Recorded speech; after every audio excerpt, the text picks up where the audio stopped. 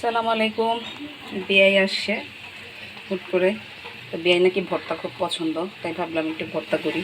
এখানে 4 পদের ভর্তা, কচু, ডাল, টমেটো ভর্তা হচ্ছে, বালা চাউ, আর হচ্ছে আরও জিনিস আছে। তো যাই হোক, তার উপরে বিয়াই আবার আমার জন্য একটা উপহার আনছে, দুধ।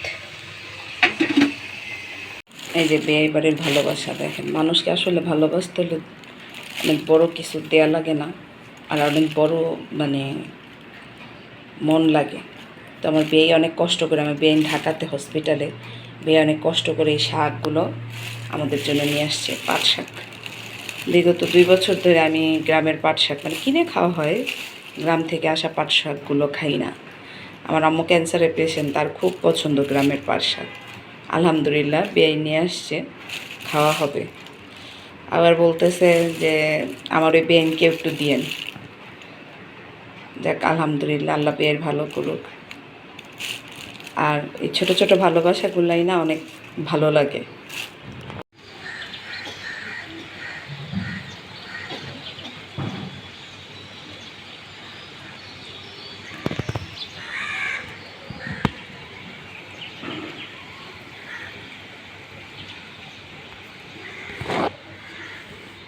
দেখেন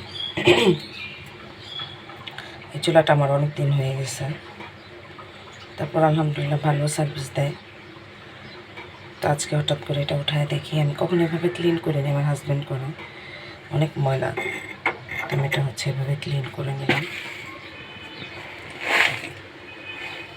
পরিমাণ এগুলো সব বের হয়েছে চুলা থেকে, আরও তো নিচে আসছে, ভাবা যায়।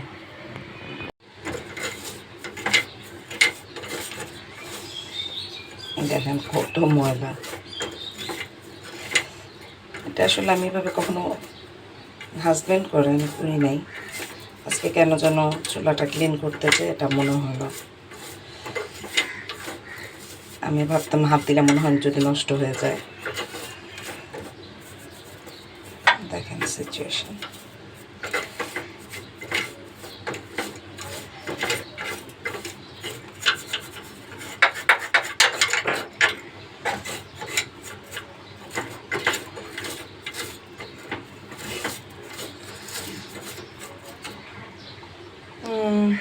অনেক কাজ, সকালবেলা উঠলে নিজেরা মালতি মাসি মনে হয়, তার এটাকে ক্লিন করব।